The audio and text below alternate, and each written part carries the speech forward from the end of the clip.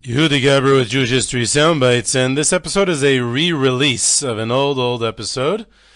One of the earlier, I don't know if earliest, I think it was a few months into Jewish History Soundbites, 6 years ago or so.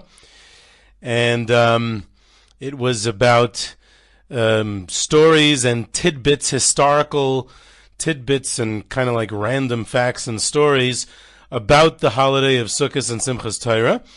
And the genesis of this episode is interesting because I planned on doing an episode about the history of the Corfu Esrog controversy in the 19th century. And I remembered that on an old episode of mine, this one, presumably, not presumably, this one actually, I had mentioned it very briefly. So I decided to listen to this old one to see what I mentioned and what I didn't, so that I could prepare a fuller story of the Corfu Esrog controversy of the 19th century. And as I'm listening to it, I said, hey, this would be great as a re-release. So I think the Corfu Esrog debate or controversy will have to wait, I guess, for next week or for another time, whenever I get around to it. Try for next week, I guess. And in the meantime, we'll enjoy this old episode as a re-release with this introduction as well.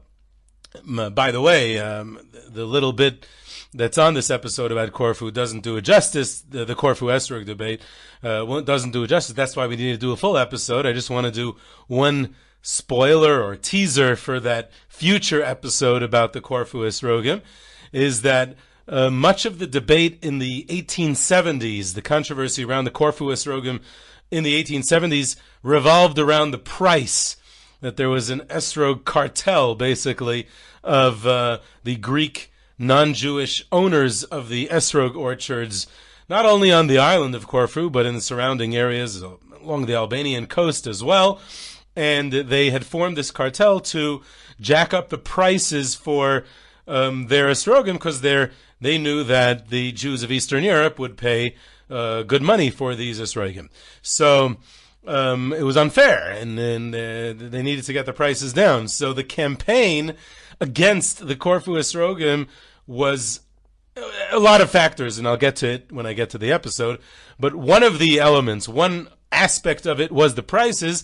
And what caught my eye, which I wanted to share as a teaser, was that they wanted to drive prices down so that it should be as cheap as other citrus fruits imported from the Mediterranean basin, from the Greece, Italy region, and the Balkans, that area, such as oranges and lemons. In other words, if esrogim are more expensive than oranges or lemons, then that's unfair, and that's an esrog cartel, and that's unfairly jacking up prices. And that really caught my eye, because that actually appeared in the Halavanain newspaper articles, that it's compared to prices of oranges and lemons, esrogim are more expensive, and that's very unfair.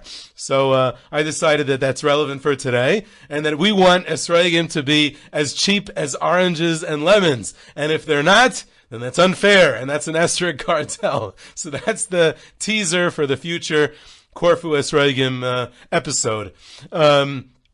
I'll just mention that as I was re-listening to this 6-year-old episode, which you'll be listening to shortly, I mentioned towards the end of the episode the story of the history of drinking on Simchas Torah. In other words, mashke, bronfen, whiskey, alcohol, however you want to refer to it, and this holy tradition, historical tradition, which definitely was adhered to in the pre-war Mir Yeshiva, and to a certain extent in the Mir Yeshiva till today. And presumably in other Litvish yeshivas as well. And many people have asked me about this, about the history of it, because there's a lot of opposition to drinking, and obviously I'm not involved in education or public policy, and there's many dangers associated with alcohol, and young people, acting irresponsibly and drinking irresponsibly, and obviously drinking and driving is probably one of the worst crimes anyone could commit. And I'm not getting into any public policy issues or any educational issues. I'm a historian, not a public policy person. I'm not advocating drinking, nor am I opposed to drinking. My position is purely as a historian who's supposed to be entertaining and telling a story. And the story is that drinking on Simchas Torah in the Litvish yeshivas, for sure in a Mir yeshiva pre-war, historically was very much part of the holiness of the holiday, and it was part of the tradition of the holiday. And it was something they definitely drank more on Simchas Torah than they did on Purim. It was more of a thing. And I've been asked about it a lot because I think this is like a hot button topic and controversial, and I hope I don't sound controversial to anyone and sound like I'm pushing an agenda here, which I'm not. I'm just sharing some history. So many have asked me the reasons for it. What was the background? Why did it become such a central theme to the holiday in the Mir Yeshiva pre-war and other places as well? And I have a few theories. None of them are. Obviously, I think in general that there's always a confluence of factors. You can never really point to one thing more than another. So I think several theories might be true. They can coexist together. First of all, Simchas Torah is a democratic holiday. In other words, we made it up. It comes from the people. As opposed to almost every other holiday on the Jewish calendar, at least till the 20th century. In the 20th and 21st centuries, we've made up quite a few holidays, such as, Yom HaTzmaut and Reb Shaya Karastir's Yahrzeit and Lag BaOmer to a certain extent, Tu B'Shvat to a certain extent, Yom HaShoah. I don't know, you can add a whole list of holidays that we've made up in the last century. But before the last century, Simchas Torah was the only made-up holiday, not made up, the people formulated, as opposed to it being mandated top-down in the Torah. Simchas Torah evolved over history by the people. It's a really, really, it's a special thing. It comes from the Jewish people themselves, that their desire to celebrate. So historically, which is an interesting thing to explore, and we can perhaps have an episode dedicated to that another time. But I theorize that because it comes from the people, in other words, there's no, Torah tradition for it, so we kind of make it up as we go along, and we do things, and it develops, and it, over time, and we do things to enhance it over time. So that definitely means that we look for things, we search for things to enhance it over time, since it is our holiday, it's the people's holiday. And therefore, drinking can be something that was added over time to enhance the yontif and make it more special. Obviously, responsibly and with the right holiness and the right environment and regulated. And, obviously, I'm not advocating for anything dangerous, God forbid, or, irresponsible or anything like that. So I'm just, talking about the history. And I think also there's specifically in the Lithuanian yeshivas pre-war, there may have been specific reasons for it, that it being that this was the Torah holiday, so to speak. This was in the Litvish yeshivas, very proudly so, believed that this was their holiday. We're the Lithuanian yeshivas, we're the elite of the Torah world, and this is our yontif, and we enhance it in every way possible, and drinking definitely enhanced it. In addition to that, there's a reason to think that they needed the drinking to enhance it. That, Litvish yeshivas pre-war had a lot of reasons. The individual yeshiva student had a lot of reasons to be feeling down. Their prospects weren't great. This is the era of great mass secularization. The honor of the Torah was not at its greatest point. The secularization and the general derision of religion, the youth were flocking out of religion, were fleeing religion, and here there was not this great honor for Torah. There's not this great respect for Torah students. It was lacking in the Jewish world of the early 20th century, late 19th century, and therefore they had perhaps a low self-image and felt down about themselves. And this is a holiday to celebrate the Torah, to celebrate their own status as Torah students, and they may not have felt it naturally. And therefore, they would use outside means to enhance it. And drinking always has been a great means to do that. And that is definitely perhaps a reason for it. And I've actually heard that from people who knew pre-war yeshiva students from Lithuania. So that definitely makes sense historically. It also comes, think about it logically. It comes at the end of a long holiday season. You need a lot of energy to keep it going. There's all kinds of reasons for it. I want to get into part of this introduction. I felt like if I just post an old episode, a re-release of an old episode, it's got to have some new tidbits along. I can't just have the old stuff. So I just want to mention a few interesting historical tidbits about Sukkos and Simchas Torah that were not mentioned on the original episode that you're about to hear shortly. Number one of my favorite things that I share with groups when we visit Krakow in Poland is that when Steven Spielberg was filming Schindler's List, and those of you know the story, so after the Jews of Krakow were forced into the ghetto, so the ones who didn't live, those who lived within the ghetto borders, they simply stayed in their homes, which became much more crowded because many Jews who didn't live in the ghetto area, they had to join them in their homes, and became incredibly overcrowded and unhygienic conditions, which led to a lot of death and disease, and even before the deportations commenced in 1942 to the death camps. But those who were expelled from their homes because they needed to enter the ghetto because they lived in other parts of the city, further parts of the city, outer parts of the city, so they were forced out of their homes. And that is a scene in the movie, and because it's part of the story of the Jews of Krakow during the Holocaust. And after they're expelled from their homes, the Nazis, the SS, go into those homes, and they ransack those homes. And there's a very horrible and poignant scene in the movie, which is actually authentic, and it's part of the story, that these SS officers are taking furniture owned by Jews in these homes that the Jews had been expelled into the ghetto, like couches and dining room tables and things like that, and tossing them off the porches of these homes. So there's a background story to this scene in the movie, in that Spielberg filmed that scene on location. In other words, in Krakow, where the old Jewish neighborhood was, actually where it took place. And the reason for that is that these buildings had a quote-unquote Jewish look that Spielberg wanted to capture for the movie. Why did it have a quote-unquote Jewish look? We assume, and many of us, pretty much everyone here is familiar with how they build buildings in religious neighborhoods in Israel, that you have sukkah porches. In other words, the porches are not aligned, and because this way it gives people access to have a kosher sukkah on their porch. Whereas in most regular building, architectural design, the porches are aligned. And that is, everyone seems to assume that it is a distinctive feature of religious neighborhoods in Israel. Well, Hasidic real estate people in pre-war Poland also were contractors and developers and real estate owners, and when they built apartment buildings in places like Krakow for religious clientele to sell as apartments in this city, in this very urban environment where many, many Hasidim and many, many religious Jews lived, they pioneered the sukkah porches. It starts in Poland, not in Israel. And these buildings, which still exist today, and I point them out to the groups when I go, they have sukkah porches. They were never destroyed, these buildings.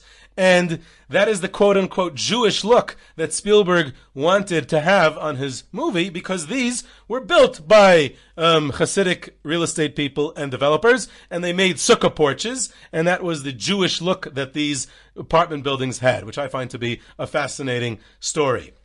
Another Sukkos tidbit, historical tidbit, was during the Yom Kippur War. Obviously, the Yom Kippur War in 1973 broke out on Yom Kippur, but it continues for several weeks, about 3 weeks or so, and some of the most intense fighting took place over the holiday of Sukkos. And there's all kinds of stories, obviously, of great Mesiras Nefesh and dedication of Israeli soldiers had to try to observe the minimal amount of Sukkos and Daled Minim that they could under the horrible conditions that they were in the Sinai and on the Golan Heights. But one of the things that I found poignant was that a turning point in the war, the turning point in the war, took place on Sukkos, over Chol Hamoed Sukkos. It is known as the Battle of the Sinai, which was in 2 stages. First of all, there was the repulsing of the Egyptian offensive when they finally decided to leave the cover of their SAM batteries, which had been provided to them by the Soviet Union. And once they decided to make that offensive into the Sinai, leaving the cover of these SAM battery covers, so the Israeli Air Force was finally able to pound the Egyptian military, their tanks. That was one part. And so this offensive, the Egyptian offensive, was repulsed, and they took heavy losses. The second one, which was much more important, which ultimately decided the Yom Kippur War, was that again, on October 15th, Chol Hamoed Sukkos, the Israeli army under the command of Ariel Sharon crossed the Suez Canal and encircled the Egyptian Third Army, and destroyed a lot of these SAM batteries in the process, and surrounded the Third Army. And that battle, that crossing of the canal, that historic crossing of the Suez Canal that the Israeli army did, took place on Sukkos. I found that to be poignant as well. And once we'll have Sukkos, we'll have another Simchas Torah tidbit, which I later did an entire episode on. So I just want to remind you, if you want to listen to that episode. But the famous Kotsk-Ishbitz split took place on Simchas Torah, which I had a whole episode about. I think it was entitled "Those Who Know Don't Say," something along those lines. And that took place in Simchas Torah when the Ishbitzer made his own hakafis, Reb Mordechai Yosef Leiner, and he left Kotsk, his Rebbe, Reb Menachem Mendel Morgenstern, the Kotzker, and that was the ultimate split and dispute that is talked about in the history of Hasidic lore. That took place in Simchas Torah. So that's another tidbit which I have a whole episode about. So what follows is a very old episode of Jewish History Soundbites. So I guess the audio isn't ideal. Probably, I mean, I listened to it. I was able to hear it, but it probably isn't as good as the audio we have today. So I apologize for that, but I hope you enjoy this re-release of this old episode, and which follows right after this. And I hope that soon we'll also have an episode, a full treatment of the Corfu Esrogim controversy as well. So enjoy the rest of Yontif and enjoy this. A date which will live in infamy.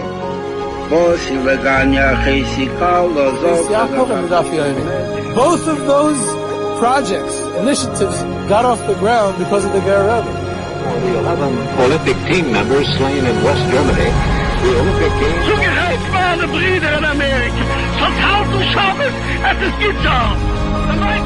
Out of the 24 who were killed were Americans who had come to learn in Hebron.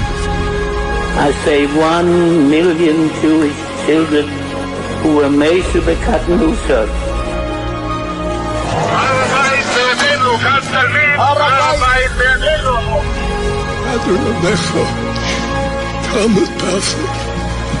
Whoever heard such beautiful words? It is never too little. It is never too late. And it is never enough. Jewish History Soundbites, bringing alive the world of our glorious past. Here is our host, live from Jerusalem, Jewish historian and tour guide, Yehuda Geberer.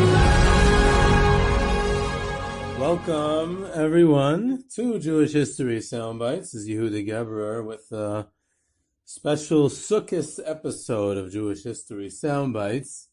Instead of going in depth into one topic, I thought maybe we'll just have something lighter for Zman Simchasenu. It's happy times.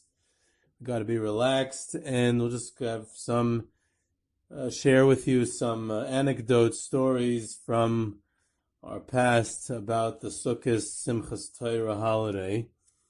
An interesting episode of Jewish history was the great debate over the Corfu Esrogim. We talk a little bit about Daled Minim throughout history. In Eastern Europe, they did not grow esrogim. That doesn't shock anyone. So it always had to be imported. And it was mainly imported from the Mediterranean basin, from at different times, from areas of Greece and Italy, throughout most history.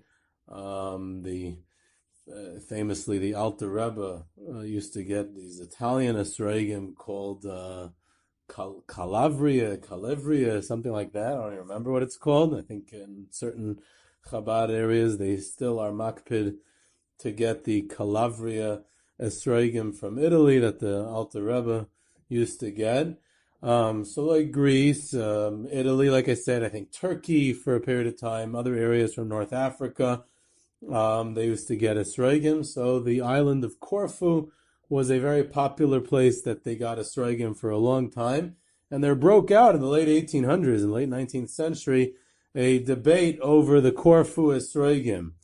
And ostensibly is over the kashrus of these Corfu esrogim, and since kashrus involves halacha, so like I've said many times on this podcast, I'm not going to get into that, and because I don't know it, whether the kashrus or whether they were grafted and genuine esrogim or not, and that was a whole debate amongst the poskim of Europe. But what's interesting about this dispute was that there were other factors involved in addition to the halachic aspect. First of all, the great poskim of the day, Rabbi Tzachon Inspector, the Kovner Rav, Reb David Karliner, the Rav of Karlin, David Friedman, the Rav of Karlin, and many, many other poskim, many numerous. Many of you probably know names of other ones that were involved and wrote tshuvas on it from all over Europe. It wasn't just in Lithuania or even from the Russian Empire. It was literally from all over Europe. It became something that was really popularly discussed amongst the poskim of that era.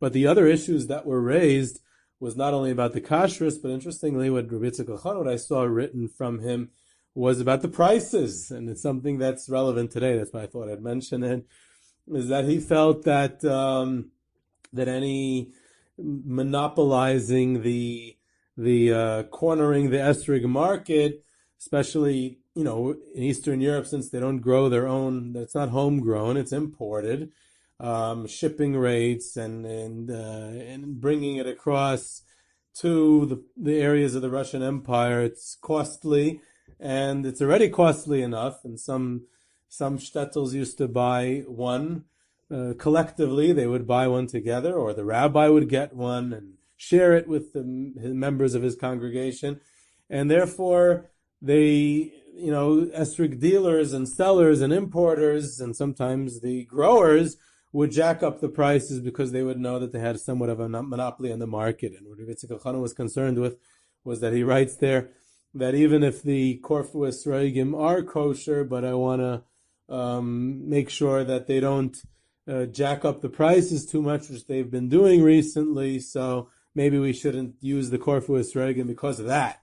And it has nothing to do with the kashrus really of the esrog, but really it's about the prices, and he wants to protect the poor people of Eastern Europe who are the customers, and they shouldn't have to pay too high of a price. There was another issue involved, and that was the rising opportunity to buy Eretz Yisrael esrogim. When Reb David Karliner weighed in on the issue, that's what he writes. He says it's not so relevant about the kashrus of the Corfu esrogim and whether it's murkav, whether it's grafted or not, but there's an additional issue here, is that now that there's esrogim available coming from Eretz Yisrael, so we should try to make an effort to specifically patronize the esrog market of Eretz Yisrael, to buy from Eretz Yisrael and to support that market, and especially if it's Jewish esrog growers in Eretz Yisrael who are settling the land and growing on the land, and we should buy from Eretz Yisrael. And that becomes an issue also. Other poskim raise that as a factor as well. And it's not just about Corfu and not Corfu, but it's also about the availability of Eretz Yisrael esrogim on the market. On the other hand, other poskim had an issue with Eretz Yisrael esrogim. There's too many questions and problems. These are things that they never had to deal with as long as there were no esrogim from Eretz Yisrael throughout the years. The esrogim from Corfu and from Italy and from Turkey didn't have the problems of Shemitah and Truma and all the other mitzvahs atluyas ba'aretz issues, and they said, well, maybe we shouldn't get involved in Eretz Yisrael esrogim, it gets too complicated. So that was the Corfu esrog saga. And of course, that's just in short. But I want to move over to another story of esrogim, of Daled Minim, of the Mir Yeshiva. Mir Yeshiva ends up in Shanghai during the war, in a famous escape, which is a topic for another time. I think actually a series for another time, because not only is it interesting and fascinating and long, but it's also a very misunderstood story. So we have to definitely get to the Mir Yeshiva's escape to Shanghai. But now I want to talk about how did they get Daled Minim in Shanghai. So of course, Lulavim is pretty easy. It's palm trees.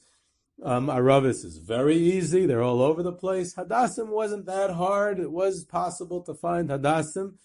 Esrogim got tricky. That's where it became a little difficult. So as it happens, before the Mir Yeshiva and all the other refugees from Poland, Lithuania, and of course the Austrian, German-speaking Jewish refugees who came there after Kristallnacht, before they all arrived, there was the Russian Jewish community. Before they arrived, there was the Sephardic Jewish community who had arrived originally from Iraq, but through India, and they had come to Shanghai to settle for business reasons in the 19th century. So one of them was the family of Chacham Avraham. And Chacham Avraham planted an esrog tree when they moved from Bombay in India. I think that's today Mumbai. And he had an esrog tree on his estate.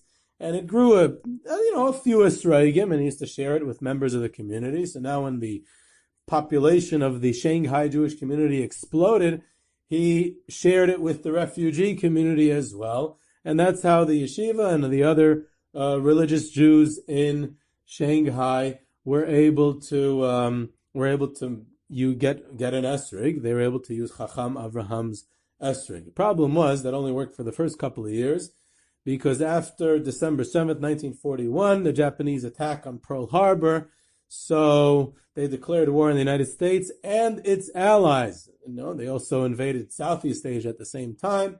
The fall of Singapore shortly after the attack on Pearl Harbor, and the entire Southeast Asia, which was much of it was British, French, a little bit of Dutch colonies.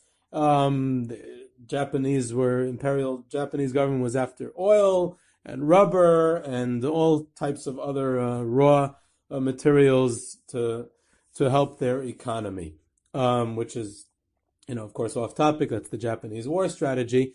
But England became the enemy. That's what I'm trying to get to. And therefore, British citizens in Shanghai were problematic. And many of the Sephardic Jews, having come from India, were British subjects. So Chacham Avraham was actually arrested, along with many other Sephardi Jews, and they were deported to some, exiled somewhere. And his house, his estate, he was very wealthy, was taken over by a Japanese naval officer, an officer in the Imperial Japanese Navy, and he used that as his house. And now the esrog tree is inaccessible. And so one year they paid a young Chinaman to climb over the wall, pick some esrogim, and bring it back, and they were able to have a few esrogim that year. But that didn't work out. And at some point they couldn't get to it. Supposedly the Japanese officer cut it down even. In any event, they didn't have it, so they needed to look for esrogim. So they start searching around the Shanghai area for maybe they could find esrogim.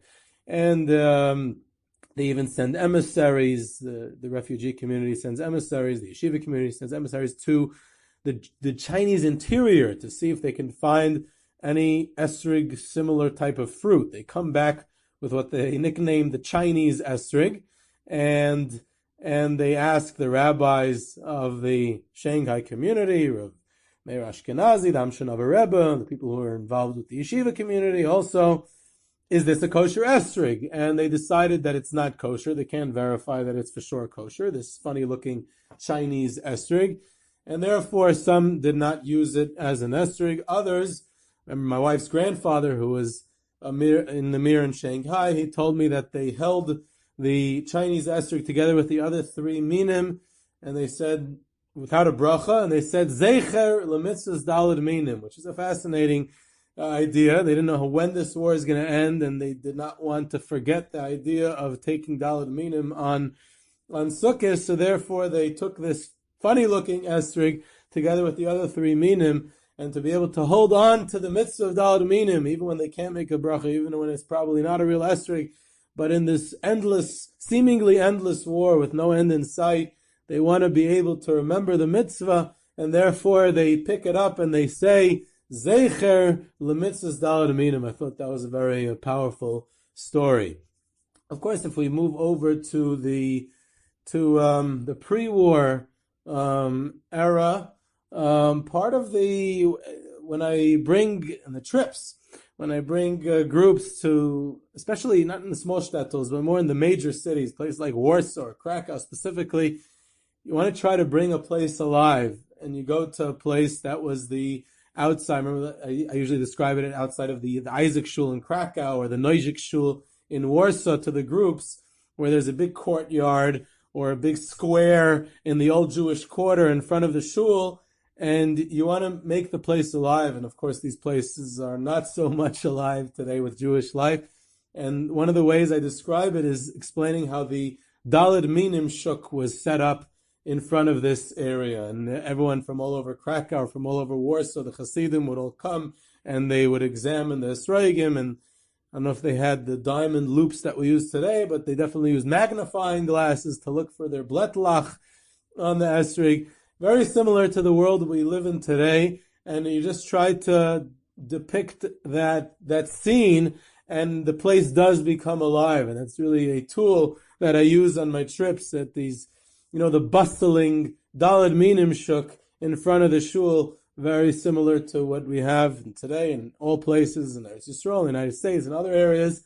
And of course, that's a way to make the place alive a little bit. And just one last anecdote of Daled Minim, really from left field, as it were. In 1891, right before the Volozhin Yeshiva is closed, unfortunately, which is also a story in itself, an amazing story, and maybe we'll get to it one day. But what was involved in the closing was a very terrible dispute about who was going to succeed the Netziv as the Rosh Yeshiva. Would it be two people named Reb Chaim, either Reb Chaim Brisker, Reb Chaim Soloveitchik, or Reb Chaim Berlin, who the Netziv supported? It was his son. He wanted him to take the yeshiva out of debt and whatever, a whole story. And it was a very, very bitter and also violent, to a certain extent, machloikis between the two factions within the yeshiva, and it led to the yeshiva's closing. But in 1891, which was the year before it closed, it might have even been the last Sukkos before it closed, the Daled Minim of Reb Chaim Berlin were stolen by members of the other faction, by students, overzealous students who were trying to, one of the tactics they used was to steal his Daled Minim. And that was very disappointing for Reb Chaim Berlin, and him and the Netziv used all kinds of threats to the Ganev, to the ones who stole it, to be able to get it back, and it was returned. The threats worked, and it was returned. And incredibly enough, this event was such a major event in the Machlaikis that in the Russian report, the Tsarist police who had spies in the yeshiva and they were involved in this, and they were involved in the closing, it actually comes up in the report that the candidate, Rabbi Berlin Sr.'s son, his lulav and esrog from the Sukkos holiday were stolen in the events of this dispute. So it's amazing it even made it into the Russian records there. So that's as far as Daled Minim are concerned. That's just a few stories about lulav and esrog. If we move over to Simchas Beis HaShayevas, that's also an event that existed originally in the Beis HaMikdash, but a variation of it exists till today. And it was in the yeshivas in Eastern Europe, the Litvish yeshivas, also in the Hasidic courts of Eastern Europe. The Simchas Beis HaShayeva was a major event, and the Rebbes used to dance. And it was a very special time, a lot of music, a lot of happiness, a lot of excitement. Very often it would go through the night. And people today associate it with the great Hasidic courts, and that's how it continues in many places. Yerushalayim, it goes through the night, or to large parts of the night in many of these Hasidic areas. And there's a notion that in the Litvish yeshivas it wasn't as accepted. This is more of a Hasidic idea, especially the length of it and the excitement of it and the happiness of it. Of course, sometimes we think that anything that has to do with being happy or dancing or singing must be Hasidish and not Litvish. And sometimes it's accurate, sometimes a misconception. But I'm not sure if it was in every yeshiva. I tried to look into it a bit. I do know that in Volozhin, again, the original yeshiva, the modern yeshiva, Litvish yeshiva, in any case, they had it every night. I have a couple of testimonies like that it was actually every night of Chol Hamoed Sukkos, there was an all-night Simchas Beis She'eva of singing and dancing. I don't know about a band, but singing and dancing all night long, every night. It seems to be incredible. And they had special songs that they would sing for the Netziv, and the Netziv got very into it, that they were singing for the Rosh Yeshiva, and it was a very special event, and they would really get really riled up, and a lot of dancing, and that's a very interesting thing that took place in Volozhin. We go back to the Mir in Shanghai, an even more interesting story was the Simchas Beis She'eva of their first Sukkos in Shanghai. It was right after they arrived in Shanghai. They were in Japan for close to a year, and they arrived about Elul time in 1941. You're talking about October 1940, right before Sukkos is when most of the yeshiva arrives. They arrived in shifts, and they set up shop, and here they're being settled in to the Beis Aron Shul on Museum Road in downtown Shanghai, in the middle of the business district, which of course is a major story in itself. But in the courtyard of the Beis Aron Shul, there's enough room to build a huge sukkah. They even built a few sukkahs. They probably had more room, and it was probably a bigger sukkah than what they had back in Poland. Not only that, but I would add, as a student of the Mir Yeshiva in Yerushalayim, that it was probably bigger than the sukkah they have today in the Mir Yeshiva in Yerushalayim. As the way it's described is there's a huge, massive sukkah in the courtyard of the shul. And they made a Simchas Beis She'eva there. Not only that, but they invited the Polish consul, right? The Polish government, the country of Poland had ceased to exist. There's a Nazi occupation. They had crushed Poland during the war. But there was a Polish government in exile that was based first in Paris, but the fall of France in June 1940, it moved to London. And it operated, the Polish government in exile operated out of London till the end of the war, when after that the Allied countries severed diplomatic ties and instead recognized the Polish communist government, which Stalin had set up in Warsaw. But that's also a story for another time. In any event, the Polish consul of the Polish government in exile, who was in Shanghai, he was invited as an honored guest. It's a non-Jew, a Pole, and he's the consul. He was invited as an honored guest of the Mir Yeshiva Simchas Beis She'eva. We have an Amshinover Chassid who kept a diary, and he writes about this.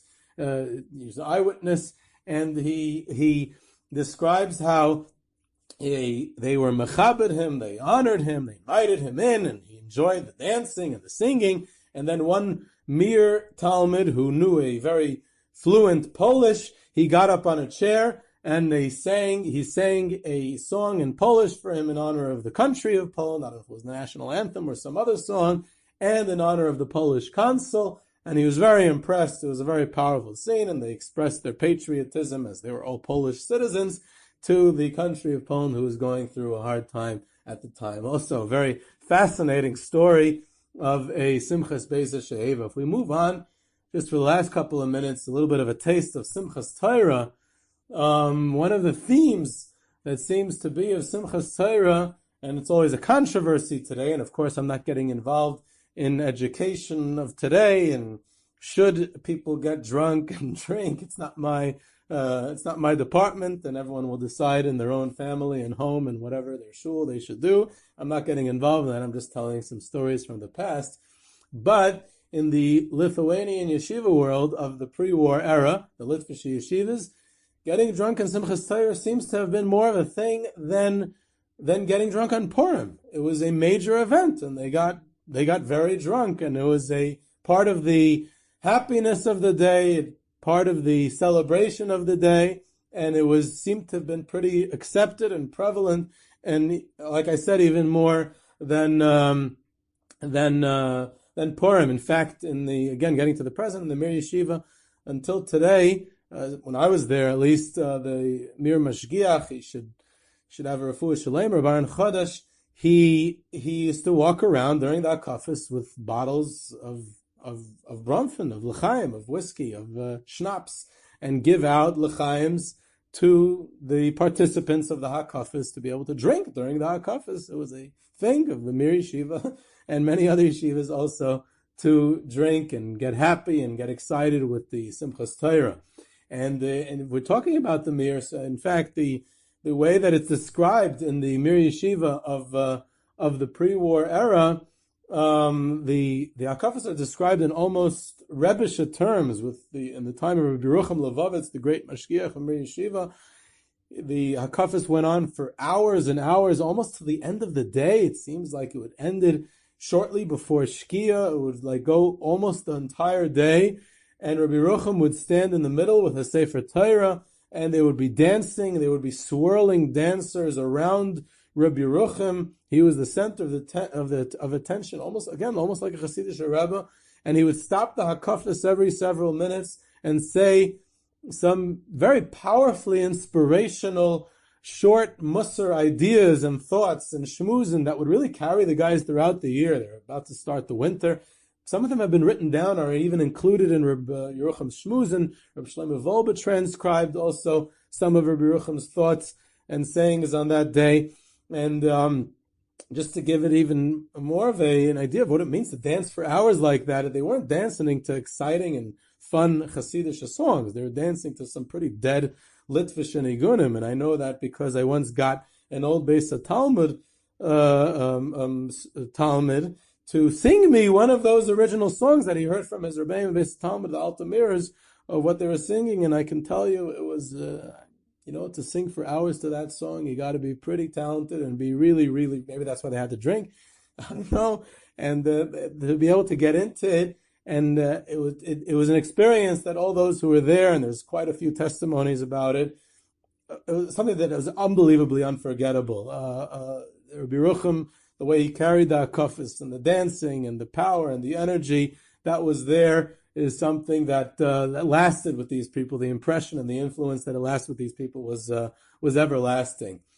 You got to say something about Hasidus a little bit, a tiny bit, if for Simchas Torah. So first of all, in Chabad circles, the Taimchei Tmimim Yeshiva, which is one of the central educational achievements of Chabad, of Lubavitch, starting from the Rebbe Rashab in 1897, till today, a major part of Chabad Lubavitch life is the Taimchei Tmimim Yeshiva network. So Taimchei Tmimim is related to Simchas Torah, and it's kind of a celebration every year. Of course, we're talking about getting drunk. That's a major component of the Chabad HaKafis as well. Going back to Taimchei Tamimim, Taimchei Tamimim was started on Chai El of 1897, which was which in Lubavitch they celebrate as the birthday of the Alter Rebbe, the Baal Shem Tov. But the name Taimchei Tamimim, like we say in the HaKafis of Taimchei Tamimim, Maishiana, whatever it is, was given by the Rebbe Rashab on Simchas Torah. And Simchas Torah kind of became the anniversary celebration of the Taimchei Tamimim Yeshiva network in Chabad circles.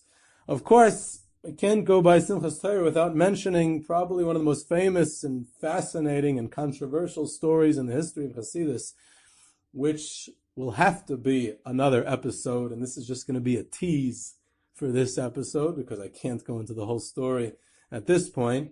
But the great Nefila, the great fall of the Chayze of Lublin took place on Simchas Torah. He and his friends, the Kuznetzer Magid and the Apter Rav, were trying to bring Mashiach.